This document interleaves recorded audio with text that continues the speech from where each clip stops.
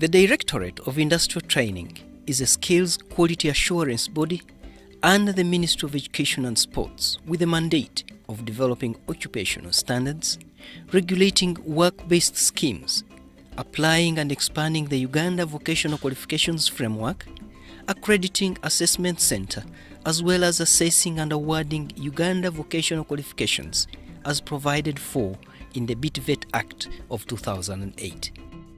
The Directorate mandate is to develop occupational standards, to regulate worker-based training, then to develop, expand Uganda Vocational Qualifications Framework, to assess and award occupational qualifications. Secondary schools. National Curriculum Development Center is working in partnership with the Directorate of Industrial Training to skill ordinary level learners in the different subjects, the vocational subjects that they can opt for when they are studying at ordinary level. This came about as a result of the need for learners who are competent rather than just knowledge-based learners. So learners with skills that can help them in the world of work. We keep them with the skills that they can be able to start on their own projects. For example, when you visit our workshops, you find that they are doing some small projects. You find a student is making a bag in textile. You find a student is making a candle stand in metal fabrication.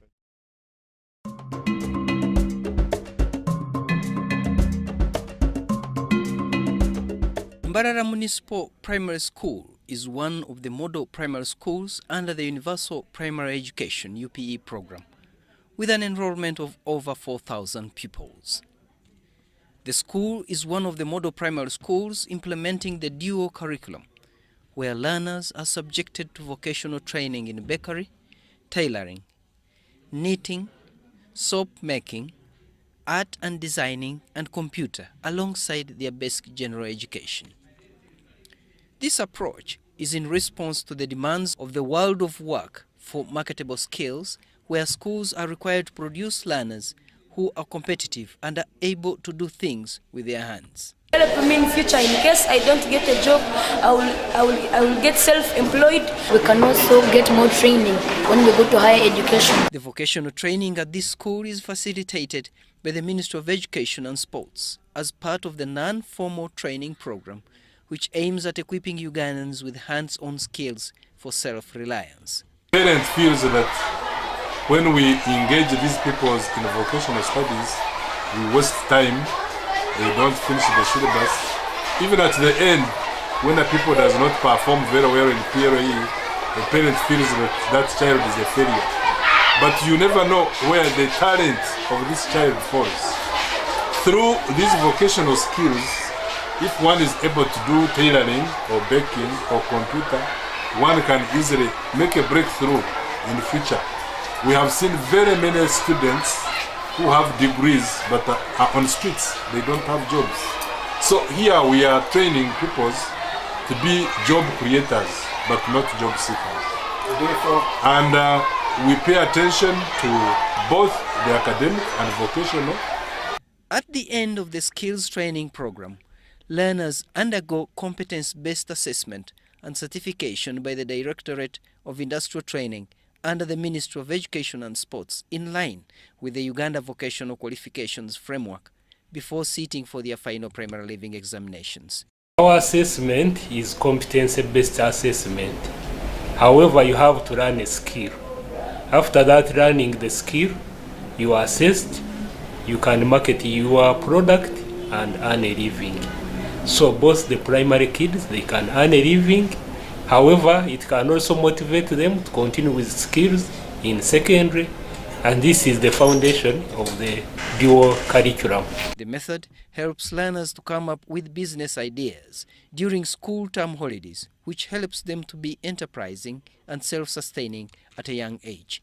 Actually, even when she comes for holidays, I have to buy her threads so that she keeps practicing knitting, because it is even something that you can do after and support yourself. The challenges we have in employment these days.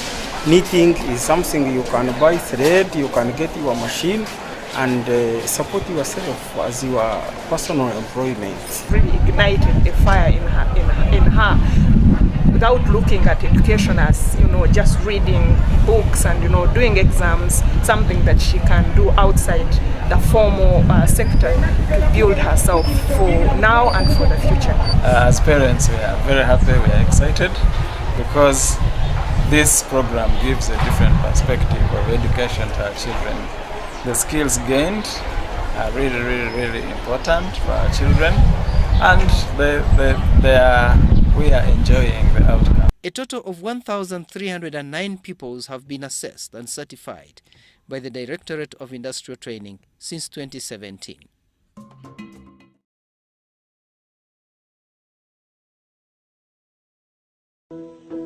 I've been trying to enter a university for many times and I failed 3 times.